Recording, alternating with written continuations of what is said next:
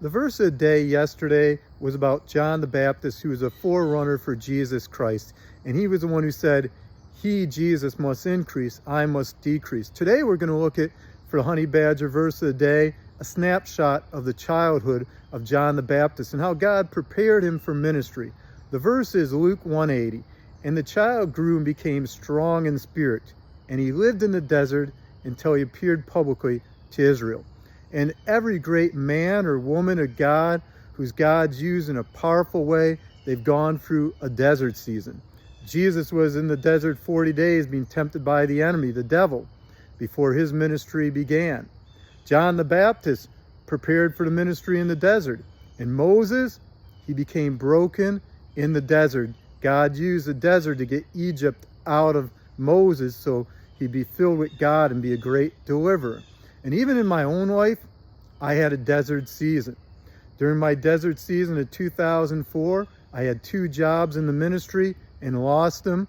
And the worst part was, it was on the same week. And it was due to the economy crash in Michigan with the automobile industry. And at the end of the trial of the desert, after a service, a lady gave me a crumpled up piece of paper. And when I read it, it said this: God has a job for you in a field you never expect to work, and it's going to prepare you for the ministry. And the next day I got hired at Havenwick Hospital, working in a psychiatric unit with aggressive patients. But it prepared me for the ministry. It prepared me for the nationally published books I have today. Mark 1:6 and also Matthew 3:4, and says John wore clothes made of camel's hair and a leather belt around his waist, and he ate locusts and wild honey. In the desert, we're not all that stylish, but the desert prepares us to preach and proclaim the word of the Lord to hurting people.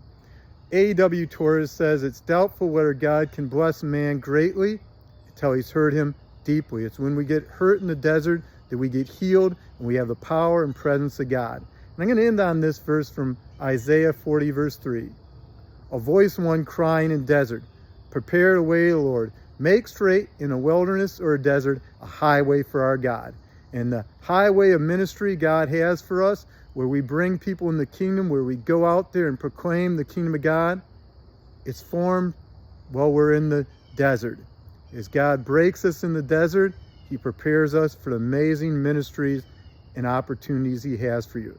What are some deserts you've been through? And how did they prepare you for the ministry and calling God has on your life?